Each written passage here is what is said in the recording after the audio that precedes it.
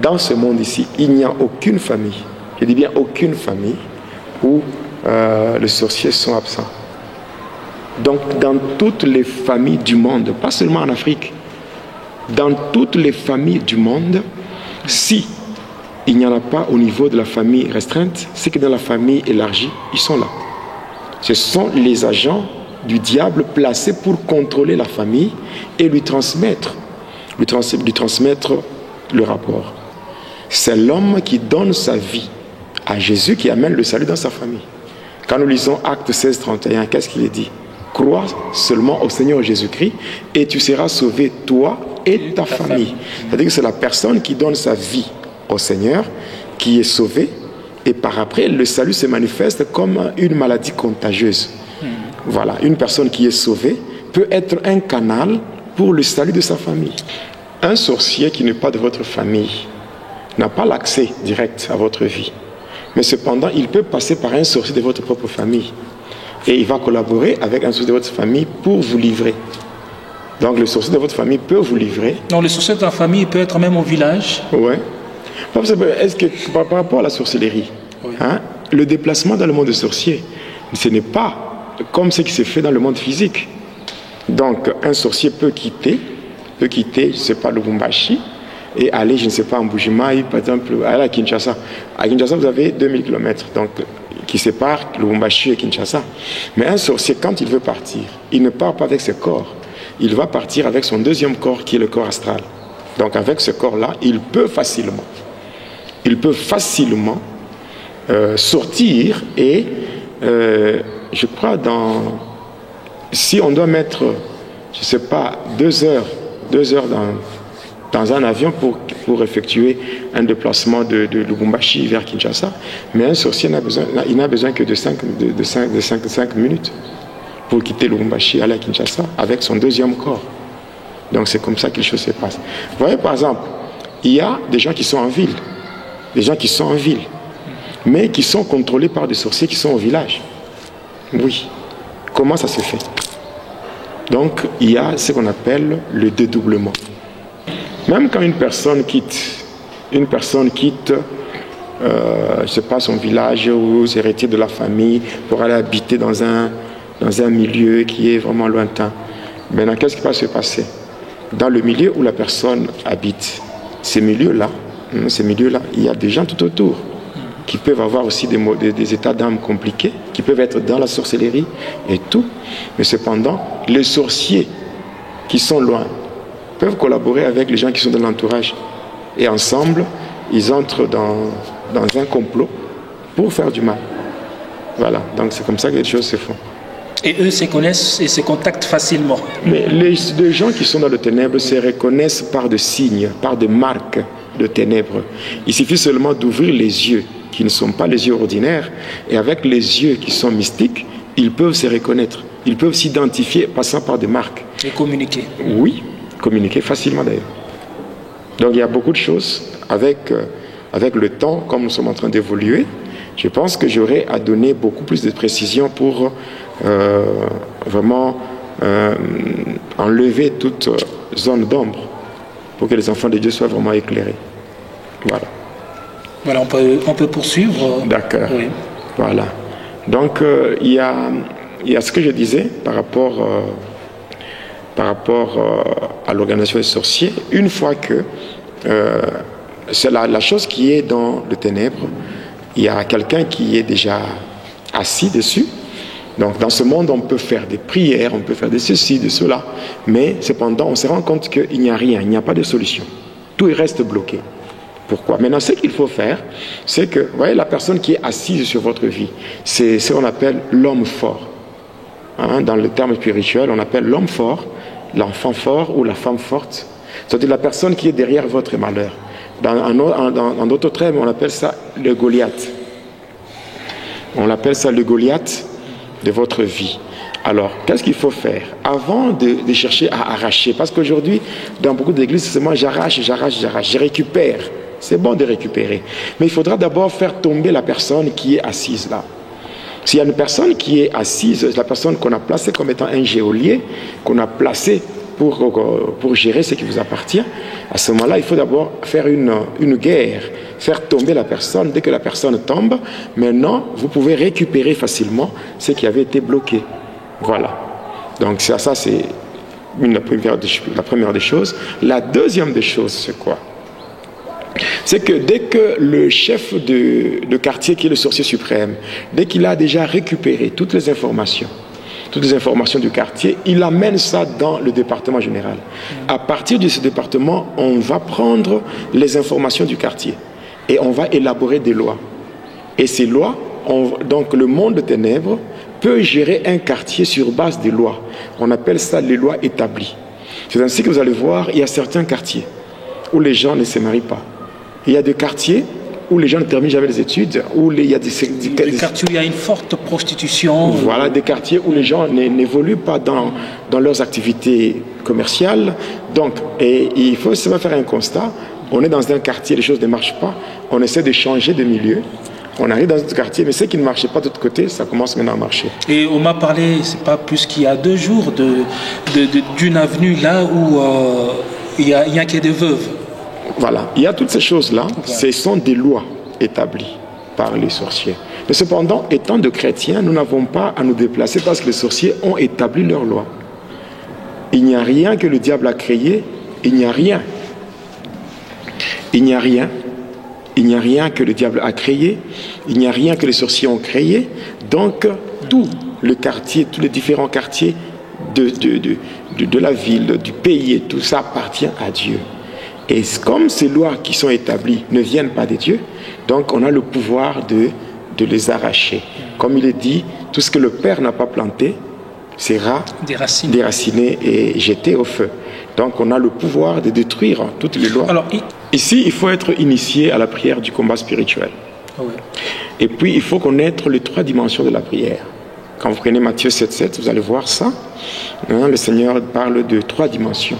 Il parle de la première dimension qui est liée au verbe demander. La deuxième dimension est liée au verbe chercher. Et la troisième dimension est liée au verbe frapper. Donc on dit demander et on vous donnera. Chercher et donc demander et on vous donnera. Chercher, vous trouverez. Mais frapper et on ouvrira. Donc frapper, c'est une dimension. Donc c'est une dimension qui est liée au combat spirituel. Là, il n'y a pas un problème de l'humilité, il n'y a pas un problème de cajoler l'ennemi. Ici, on frappe. On frappe pour que l'ennemi puisse céder et laisser vraiment ce qu'il avait bloqué. Voilà, c'est ce qu'il faut faire. Je pense que j'avais déjà donné un enseignement même sur YouTube. J'ai donné un enseignement sur le mystère de la porte et les 3 manières de s'approcher de Dieu. Et c'est passant par cet enseignement, ceux qui veulent suivre ça sur YouTube, c'est déjà cet enseignement est déjà sur YouTube. On peut voir les 3 dimensions et comprendre comment on fait ce combat spirituel. Alors, comment arriver aussi en tant que chrétien à s'échapper de ces lois? On ne s'échappe pas de ces lois, on les détruit. Les lois là doivent être détruites. Doivent être détruites parce qu'un enfant de Dieu ne peut pas être géré selon les lois du monde de ténèbres. Cela veut dire que dans un quartier avec une loi des célibats, lorsque tu entres en tant que chrétien, cela ne... Non, il faut faire la prière parce qu'il est dit dans Josué 1,3 que tout lieu que fleura la plante de notre pied, le Seigneur nous le donnera en possession. Et prendre possession d'un lieu, c'est quoi? Prendre possession d'un lieu, c'est imposer silence à tout ce qui n'est pas de Dieu. Donc tous ceux qui ne confessent pas la Seigneurie de Jésus-Christ, qui ne reconnaissent pas la divinité de Jésus-Christ, on impose silence. Oui, parce que les démons ne peuvent pas agir seuls. Les esprits qui sont là pour concrétiser ces choses, ils se ces lois comme ordre de mission. Les lois sont élaborées, maintenant les démons viennent pour pour concrétiser, mettre en application ces choses-là. Maintenant, si premièrement, les lois sont annulées, passant par le sang de Jésus-Christ, et de 2, imposer silence à ces sorciers, le tailler en pièces, les enchaîner et les conduire tout droit vers le lieu aride, et cela sans retour au nom de Jésus-Christ. C'est comme ça que les choses peuvent évoluer. Parce que le seul langage que les agents de ténèbres comprennent, c'est la violence. Parce que quand, dans le verbe demander, il n'y a pas la violence, on ne peut pas demander avec violence. Chercher, Il n'y a pas de violence là-bas. On cherche, c'est qu'on on réunit toutes, on réunit toutes les stratégies possibles pour trouver la chose qu'on cherche. Mais frapper, ça c'est... Donc là, on n'est pas en train de cajoler. Frapper, c'est lié au verbe contraindre. Donc on est en train de frapper jusqu'à ce que l'ennemi va se sentir contraint de céder, et il va céder. Donc il va céder. C'est comme ça. Et en fait, il faut avoir vraiment une vie axée sur Jésus-Christ pour arriver à le faire très bien. Bon, est-ce qu'on peut être chrétien si on n'a pas une relation avec Jésus? Voilà.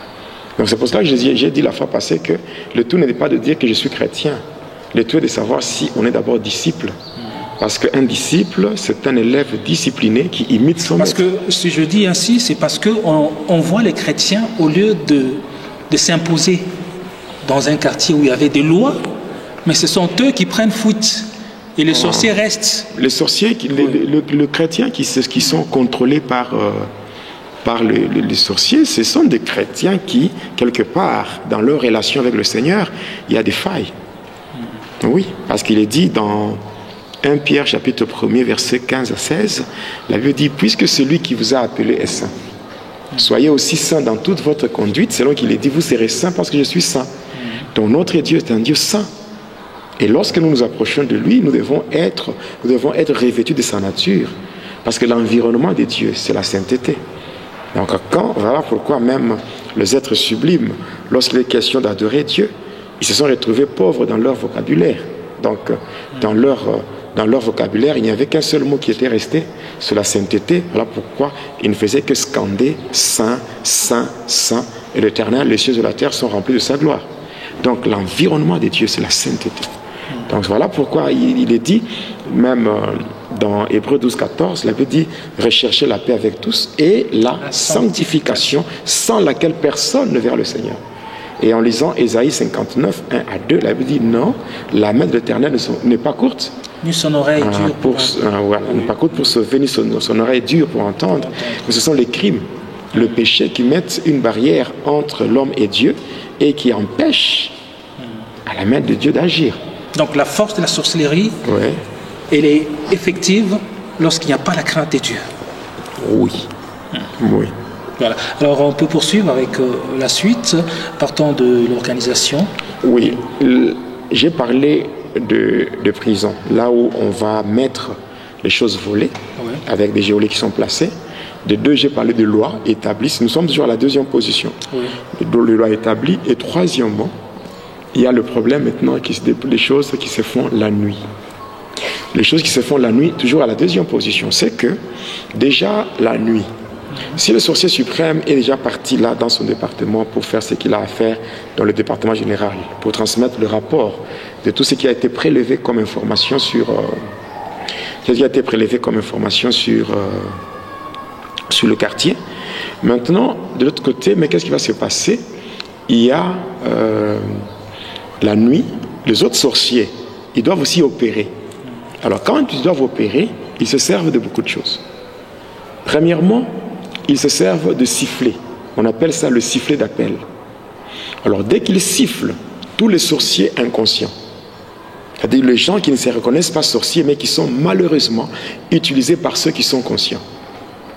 Alors maintenant, quand ils sifflent, là c'est vraiment très important. Parce que nous avons dans l'église, nous avons beaucoup de gens qui sont utilisés inconsciemment par les sorciers conscients. Alors, c'est comme ça que quand on siffle, après avoir sifflé, tous les sorciers inconscients sortent de leur corps. Et là, ils se retrouvent dans une dimension de rêve. Ils se voient en train de rêver. Or qu'en réalité, ce n'est pas le rêve. Alors, quand ils sortent, premièrement, quand les sorciers veulent aller dans le monde des ténèbres, et ils n'ont pas de moyen de transport, ils transforment les innocents, les sorciers inconscients, ils deviennent des chevaux, et ils montent dessus pour effectuer le déplacement vers le monde des ténèbres. C'est ainsi qu'il y a des gens qui dorment très bien, mais qui se réveillent avec des douleurs partout. Des maux de tête, de douleurs au niveau du bas-ventre, donc tout ça. C'est parce que leurs corps ont été utilisés la nuit pour le déplacement des sorciers. En dehors de ça, Lorsque les sorciers inconscients sortent de leur maison et tout, alors qu'est-ce qu'on peut faire encore? On peut commencer à le poursuivre. Soit le sorcier se transforme, ils deviennent de chiens, ou bien ils deviennent de soldats, ou bien ils portent de masques et ils deviennent donc... Et pendant ce temps-là, la personne qui est poursuivie, la personne qui est poursuivie, cette personne va se voir dans son rêve. C'est dans son rêve où la personne se voit, elle est en train d'être pourchassée. Et juste au moment où on veut l'attraper, la personne se voit en train de voler comme un oiseau. La personne, quand elle vole comme un oiseau, et puis elle se réveille en sursaut sur son lit, en tout cas, elle commence à se dire, en tout cas, j'ai échappé, les sorciers devaient m'attraper, mais... les sorciers devaient m'attraper, mais j'ai échappé. En réalité, là, ce n'est pas un problème d'échappatoire. Ce n'est pas un problème d'échappatoire. C'est que, qu'est-ce qui se passe? Juste au moment d'attraper la personne, jusqu'au moment d'attraper la personne, c'est que déjà, on fait venir un démon volant. C'est ce démon-là qui va saisir, tenir la personne pour la faire voler. Mais la personne, dans son rêve, ne verra pas ce démon-là. Donc c'est un problème très important. Non, on est en train juste de jouer avec toi. Oui, mais après, c'est un problème qui demande une délivrance. Okay. Ça demande la délivrance. Un autre élément, c'est quoi? C'est que on peut prendre le sorcier inconscient. Le sorcier inconscient, quand on les prend, qu'est-ce qu'on va faire avec le sorcier inconscient? Quand on les prend, on va avec dans le monde des ténèbres. Arrivé là-bas, les sorciers doivent manger. Mais pour manger, il faut que leur nourriture soit préparée.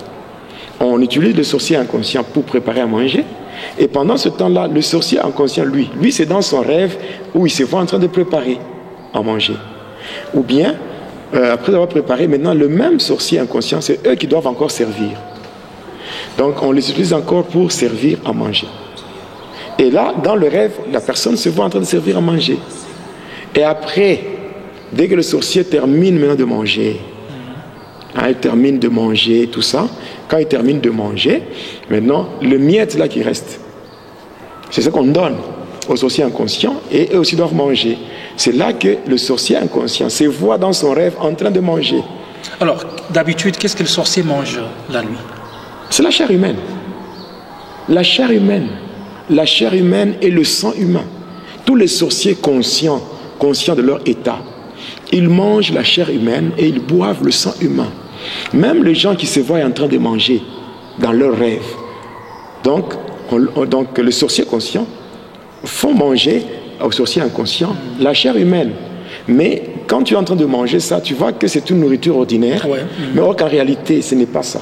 Et ces choses-là que les gens mangent provoquent beaucoup de choses. Premièrement, ça provoque des maladies incurables, des maladies périodiques, où les gens tombent malades.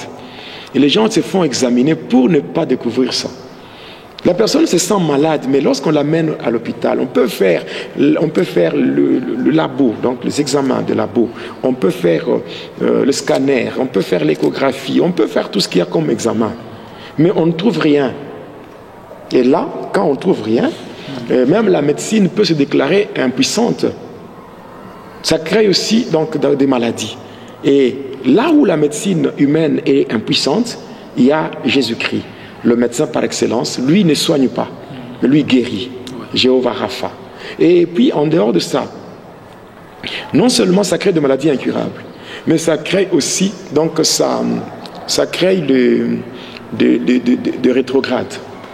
C'est-à-dire les gens qui font naufrage par rapport à la foi. Donc quand on lit Apocalypse 2, 4 à 5, la Bible dit quoi? C'est que j'ai contre toi. C'est que tu as perdu ton premier amour. Voilà. Regarde par où tu es tombé, répands-toi et reprends tes anciennes œuvres. Donc il y a des gens qui ont bien commencé avec le Seigneur, mais qui sont en train de régresser. Donc qui sont en train de faire naufrage par rapport à la foi. Donc il y a beaucoup de choses. Vous voyez, aujourd'hui, il y a beaucoup d'hommes de Dieu qui ne savent pas comment interpréter le rêve, interpréter le songe. Donc ça crée beaucoup de problèmes dans les églises. Donc il y a beaucoup de choses qui se font. Et d'ailleurs, quand les sorciers terminent de manger comme ça, comment ils terminent de manger, et là c'est le temps maintenant de se divertir. Et lorsqu'il est question de se divertir, les sorciers doivent commencer à chanter. Et pendant qu'ils chantent donc leur cantique, là, il faut qu'il y ait des instruments de musique. Et par rapport aux instruments de musique, mais qu'est-ce qui s'est fait? On prend maintenant les sorciers inconscients, on prend leur ventre, on transforme ça quand ça devient de tam-tam. Et on prend des jambes, ça devient de guitare. C'est comme ça qu'il y a des gens qui se réveillent avec des douleurs abdominales impossibles, des gens qui ont des douleurs au niveau des jambes. On peut même soupçonner que c'est un problème de rhumatisme. Donc, or que c'est pas ça. Donc, en dehors de ça, il y a des gens, je m'excuse le terme, il y a aussi certaines sœurs, certaines femmes par rapport à leur cycle menstruel qui se retrouvent avec de règles douloureuses parce que leurs ventres ont été utilisés. Des douleurs au niveau du bas-ventre, c'est ça. Ce sont les sorciers qui font des choses pareilles. En dehors de ça, toujours au niveau là, nous sommes à la deuxième position, c'est qu'il y a encore ce quoi? C'est que la nuit, quand on siffle, déjà, on entre dans cette dimension-là. Dans cette dimension où le sifflet n'est pas... la personne qui n'est pas sorcière ne peut pas... Non, j'ai parlé des sorciers inconscients. Oui. Maintenant, qu'est-ce qui va se faire? Quand on siffle comme ça, si un sorcier donc, était en train de convoiter une femme, et que pendant le jour, il ne sait pas l'aborder, mais peut le faire la nuit, et cette fois-là, il va entrer dans la maison et coucher avec la personne. Et la personne va se voir dans un rêve érotique. C'est-à-dire que la personne se voit dans un rêve en train de connaître des relations intimes.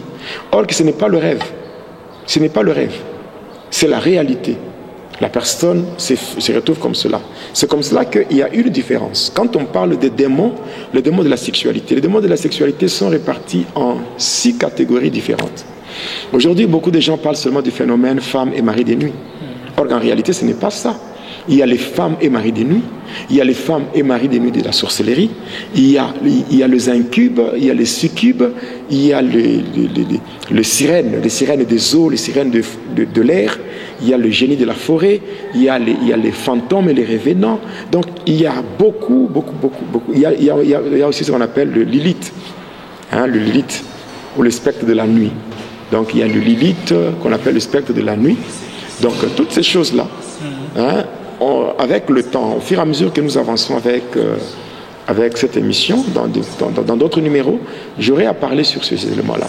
J'aurai à parler sur les démons de la sexualité qui sont à la base de beaucoup de dégâts tels que les myomes, les fibromes, donc les myomes, les fibromes, les kystes ovariens et toutes ces choses. Et pour les infections urinaires, il y a des blocages financiers. Vous savez, les maris de nuit, les maris de nuit et les femmes de nuit sont à la base aussi des blocages financiers. Et aussi l'instabilité au niveau conjugal. Où donc ces esprits-là créent même l'incompréhension entre les conjoints. Donc ce sont des choses-là, avec des choses avec lesquelles il ne faut pas jouer, il ne faut pas s'amuser. Donc de la même manière, quand on se met à combattre les esprits des morts, les esprits de maladies et tout, c'est de cette même manière qu'il faut combattre avec acharnement aussi les démons de la sexualité. Voilà. Et aussi, quand les sorciers entrent dans des maisons, ils font beaucoup de dégâts. Et beaucoup d'enfants de Dieu sont victimes de ce que les sorciers font la nuit. Et il y a aussi même des éléments qui leur permettent d'entrer dans des maisons. Vous savez, en lisant Osée 4:6, il est dit « Le peuple de Dieu périt parce qu'il lui manque la connaissance. » Oui, le peuple de Dieu périt parce qu'il lui manque la connaissance. Alors, maintenant, qu'est-ce qui se passe? Il y a 4 éléments que le monde de ténèbres ou les sorciers utilisent pour accéder aux différentes maisons, pour faire leur entrée, pour accéder aux différentes maisons. C'est que, d'abord, ce qu'il faut savoir, c'est que la nuit, quand les sorciers sont en plein vol, toutes les maisons des païens et de chrétiens hypocrites, ces maisons-là sont sans toiture. Il n'y a ni tôle, ni charpente, ni plafond, il n'y a rien. Et quand les sorciers sont en plein vol, ils regardent comme ça même dans des maisons. Ils regardent, ils voient tout pendant la nuit. Je dis bien les maisons de chrétiens hypocrites et de païens. Parce que être chrétien, ce n'est pas avoir une Bible. Être chrétien, ce n'est pas aller à l'église. Être chrétien, ce n'est pas prophétiser. Être chrétien, ce n'est pas parler en langue. Être chrétien, ce n'est pas être gentil, non. Être chrétien, c'est craindre Dieu, marcher dans une nouveauté de vie, avoir une communion parfaite avec le Seigneur, marcher dans une harmonie avec le Seigneur, vivre dans la crainte de Dieu. C'est ça être chrétien. Il y a des gens qui sont des chrétiens des noms, c'est-à-dire les faux circoncis. Voilà. Alors maintenant, toujours la nuit, nous quand on partait, on était en agent de ténèbres, lorsqu'on partait en plein vol, donc on peut être dans des projections comme cela, ce n'était pas toutes les maisons qu'on voyait sans toiture. Il y avait d'autres maisons qui étaient entourées par des flammes de feu et on ne pouvait même pas s'approcher. On ne pouvait même pas s'approcher. Pourquoi? Parce que si on s'approchait, on devait tomber. Voilà. Et le matin, au petit matin, les gens pouvaient nous retrouver. C'est comme ça que quand on voyait ces maisons-là, on s'arrangeait pour dévier, des lois même. On fait tout pour dévier afin de ne pas tomber. Et ces maisons, ce sont les maisons des vrais chrétiens. Alors, ici, et le comble de tout ça, c'est que les maisons qui sont environnantes, donc les maisons qui sont tout autour de ces maisons avec des flammes de feu, ces maisons aussi bénéficient de la protection.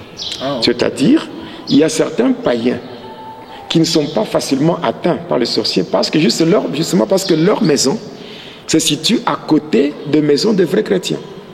Voilà. Et quand nous lisons la parole de Dieu, notre Seigneur est vraiment fidèle. Quand nous lisons dans le livre d'Abdias, Abdias chapitre 1er, le verset 18, la Bible dit « La maison de Jacob sera un feu, et celle de Joseph sera une flamme. » Donc Dieu est vraiment fidèle. Maintenant, les 4 éléments qui permettent aux sorciers de descendre dans des maisons et de faire des activités maléfiques, c'est premièrement, ce sont les images. Il y a des gens qui ont dans leur maison des images d'un faux Jésus. Un Jésus avec un cœur rouge là, et un cœur qui émet des rayons lumineux. Un cœur rouge. Il y a des chrétiens qui ont dans leur maison les images d'une fausse Marie. Une dame qui est là avec aussi un cœur rouge là-bas, aussi, ou bien une dame qui a des pieds posés sur un serpent et qui a à sa tête, donc qui a des pieds nus posés sur un serpent. Il y a une femme qui a un bébé. Et qui a à sa tête une couronne de 12 étoiles. Et les gens croient que c'est Marie, la mère de Jésus. Oui. C'est pas vrai. C'est Marie Marguerite. Ça, celle-là, c'est une déesse du monde Armstrong que les gens mettent dans leur maison. Vous voyez, il y a des photos, donc de telles images où on voit par exemple en bas c'est écrit I am the way, donc I am the way, the truth and the life, pour dire je suis le chemin, la vérité et la vie. Ce sont des distractions. Ou bien en bas c'est écrit Jesus is my Lord, donc Jésus est mon Seigneur. Jesus is my King, Jésus est mon roi. On écrit des choses pareilles. Ce sont des distractions. Et ce sont des distractions en réalité. En réalité, c'est la marque de la bête déjà. À partir du monde d'Armstrong, parce que je connais bien tout ce que le diable a déjà monté à partir du monde des ténèbres. Mais en fait, ces écrits-là, quoi c'est mauvais s'il y a des écrits... Ce sont des distractions, parce que... Seigneur. Non, en fait, les écrits n'ont pas de problème. Ça, c'est juste une diversion. Mais en réalité, c'est l'image qui est là. Cette image qui est là. Voilà. Il y a des maisons où il y a des chrétiens qui ont dans leur maison des crucifixes. Donc... une croix avec un Jésus mort, un Jésus cloué. Ça, c'est la manière que le diable a trouvé pour saboter l'œuvre de la croix. Parce que le diable, depuis qu'il est diable, il n'a jamais connu une défaite comme celle de la croix. C'est à la croix que le Seigneur l'a vraiment frappé. Oui, c'est là que le Seigneur l'a vaincu. Lui, avec tout son système, toute son armée. Parce que quand nous prenons Colossiens 2,15, il est bien écrit que le Seigneur les a dépouillés. Donc il a dépouillé les dominations, les autorités, les principautés. Il les a livrés publiquement en spectacle en triomphant d'elles par la croix. Donc l'œuvre de la croix, donc c'est là. Maintenant, pour chercher à saboter l'œuvre de la croix, c'est comme ça que le diable est en train de faire de toutes ces choses. Ce que nous devons savoir, c'est que le Seigneur Jésus-Christ n'est plus à la croix. Le Seigneur était à la croix, mais il a déjà quitté la croix il y a de cela plus de 2000 ans. Et d'ailleurs, toutes ces choses-là, les images et toutes ces choses que les gens mettent dans leur maison, c'est contraire à la parole de Dieu. Quand nous lisons Exode 20, le verset 4, Il est dit, tu ne te feras jamais des images taillées, ni des représentations quelconques, des choses qui sont dans les cieux, sur la terre, ou plus bas que la terre. Donc quand on fait des choses pareilles, on est dans l'abomination. Bon, en fait, cela est plus orienté par certaines églises. Oui, mais il y a des gens qui mettent des choses pareilles dans leur maison, bon, par manque de connaissances, et ces gens s'attirent. Ça tire des malheurs, et par ces éléments qui sont dans leur maison, ça permet au monde de ténèbres, aux agents de ténèbres de faire leur entrée. Il est bien dit, parce que le Seigneur Jésus-Christ, le Seigneur Jésus, la place du Seigneur, ce n'est pas au mur. La place du Seigneur, c'est dans le cœur. Oui. Il est dit dans Galates 2:20, j'ai été crucifié avec Christ. Si je vis, ce n'est plus moi qui vis, c'est Christ qui vit en moi. Donc la place du Christ, c'est dans le cœur. Parce que lui-même, il dit lui-même dans Apocalypse 3:20, il dit, mais voici, je me tiens à la porte et je frappe si quelqu'un entend ma voix. C'est quelle porte? C'est la porte du cœur. Il frappe, et si quelqu'un entend, il ouvre la porte, le Seigneur fait son entrée. Et dès que le Seigneur entre dans la vie de la personne, automatiquement, la personne peut être sauvée, et la personne n'a même pas besoin de mettre Jésus au mur. Oui. Écrire, par exemple, Jésus est mon Seigneur. Jésus est mon roi. Jésus est mon Seigneur. Jésus est le chemin, la vérité et la vie, c'est pas mauvais. Mais cette image-là qu'on place avant, et on veut maintenant distraire les gens que voilà, ça c'est Jésus. Ce n'est pas vrai. Donc ce n'est pas vrai. Donc, dans la suite du témoignage, je parlerai de ce qu'on appelle la magie sainte. Et par rapport à la magie sainte, il y a beaucoup de choses que les gens vont découvrir liées à ces images-là.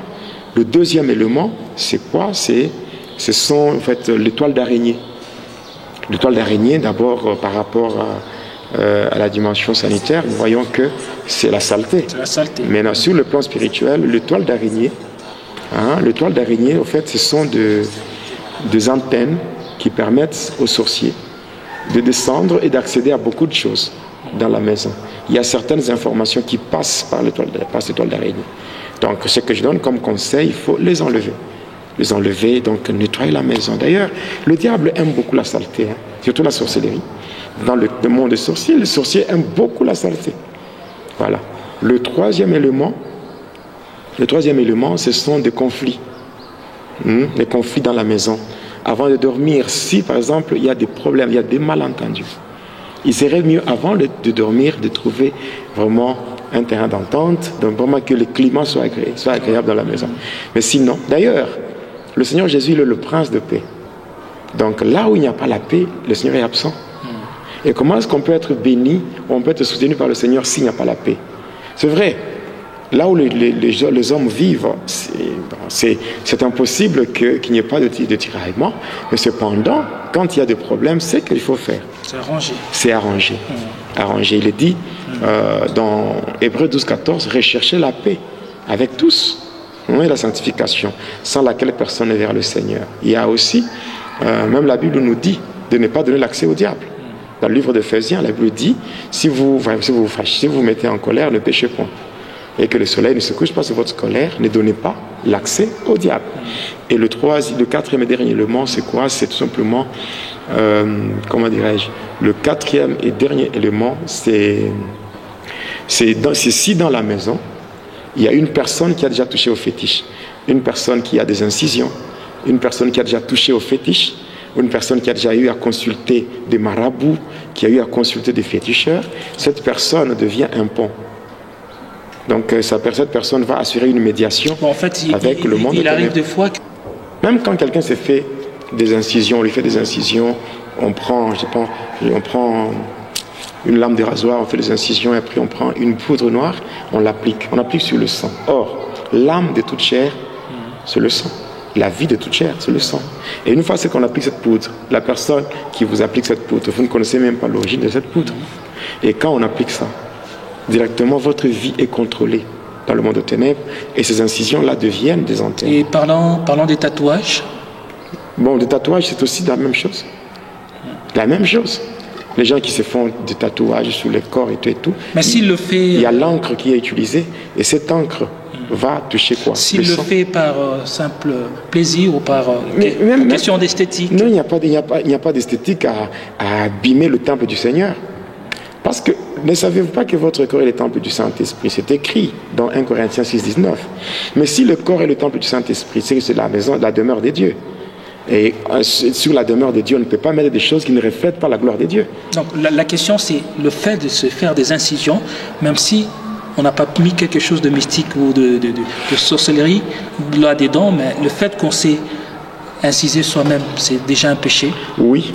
Un péché, c'est écrit dans la parole de Dieu, dans le livre de Lévitique. Dieu interdit même des tatouages, c'est écrit dans la parole de Dieu. Donc, il y a beaucoup de choses. Quand on devient chrétien, être chrétien, c'est avoir une vie de discipline. Oui. Un chrétien, pour être chrétien, il est d'abord disciple, non? Oui. Et un disciple, c'est un élève discipliné qui imite son maître. Oui. Voilà. Alors, si il est arrivé que la personne avait fait cela pendant qu'il était encore ignorant, pendant que la personne était païenne, mais il s'est fait que la personne a donné sa vie au Seigneur, et ça aura le même effet? Oui, si la personne ne se répand pas. Parce que la Bible dit, Dieu, sans tenir compte de temps d'ignorance, nous appelle à la repentance. Dans le livre des Actes des Apôtres, chapitre 17, Dieu nous appelle à la repentance. C'est-à-dire quoi? Ce qu'il faut faire, c'est qu'on doit d'abord se repentir par rapport à ce qu'on a fait parce qu'on a profané le temple de Dieu. Après cela, on supplie le Seigneur d'accorder le pardon parce qu'il est miséricordieux, compatissant, lent à la colère, mais riche en bonté. Et après cela, on doit maintenant faire un combat spirituel. Vous savez, le Saint-Esprit lui-même, il est un feu. Si la personne arrange avec le Seigneur, c'est que son corps redevient la demeure de Dieu. Et Dieu, quand il habite dans l'homme, c'est par le Saint-Esprit. Voilà, maintenant, quand le Saint-Esprit est dans l'homme, il est un feu. Et le feu dévorant consume ce qui n'est pas de Dieu dans le corps de la personne. Ça détruit même dans l'esprit. Parce que le feu du Saint-Esprit affecte toutes les trois parties de l'homme. C'est-à-dire le corps, l'esprit et l'âme, ça nettoie. Parce que le feu n'est pas là seulement pour détruire les œuvres de ténèbres quand on envoie le feu dans les ténèbres. Mais le feu, c'est aussi un élément purificateur. Oui, il y a même parce qu'on n'a pas vraiment le temps, il y a même des preuves ou des versets bibliques qui attestent cela. Le feu, c'est un élément purificateur. Le feu du Saint-Esprit peut purifier. De la même manière que l'or est éprouvé dans le feu pour enlever des scories, c'est de cette même manière que le feu du Saint-Esprit peut brûler et consumer tout ce qui n'est pas de Dieu. Quand nous prenons déjà Ephésiens 5, 8, à partir du verset 8, on descend. Il est dit quoi? Vous, autrefois, étiez ténèbres. Maintenant, vous êtes lumière dans le Seigneur. Hein? La Bible dit, marchez comme les enfants de lumière. La Bible dit, ne prenez plus part aux œuvres infructueuses de ténèbres, mais plutôt condamnez-les.